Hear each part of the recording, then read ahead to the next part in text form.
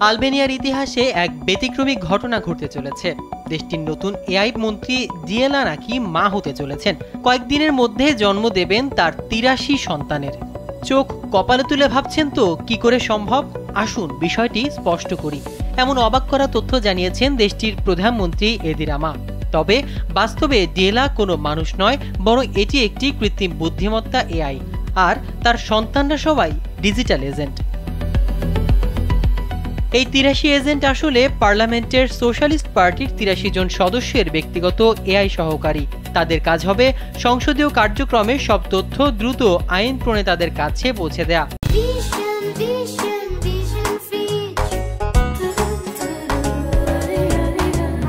বক্তৃতা বিশ্লেষণ করা এবং কৌশলগত পরামর্শ প্রদান। ডিএলার বয়সও মাত্র কয়েক সপ্তাহ। গত সেপ্টেম্বরে তার যাত্রা শুরু হয়েছে। শপথ গ্রহণের পরিবর্তে স্ক্রিনের মাধ্যমে তাকে এআই মন্ত্রণালয়ের দায়িত্ব দেওয়া হয়েছে। বিশ্বে ডিএলআই প্রথম কৃত্রিম বুদ্ধিমত্তা যে কিনা মন্ত্রীর পদমর্যাদা পেয়েছেন। আন্তর্জাতিক সংবাদ সংস্থা রয়টার্স এই নিয়োগকে একটি জুয়া বলে আখ্যা দিয়েছেন, কারণ কোটি কোটি ডলারের সিদ্ধান্ত এখন এক অ্যালগোরিদমের হাতে। সমালোচকেরা বলছেন এটি সরকারের দুর্নীতির ইস্যু থেকে দৃষ্টি সরানোর নাটকীয় পদক্ষেপ।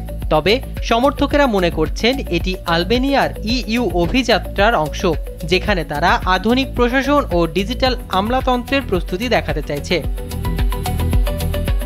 যদি এআই সহকারীরা সত্যি পার্লামেন্টের অধিবেশনগুলোর সংক্ষিপ্ত রূপ তুলে ধরে, বক্তব্য পর্যবেক্ষণ করে এবং পাল্টা কৌশল সাজায়, তবে তাদের কাজ আর শুধু কাগজপত্রে সীমাবদ্ধ থাকবে না, বরং এআই আইন প্রণেতাদের প্রক্রিয়ায় যুক্তি ও ভোটের ধরনকে প্রভাবিত করবে।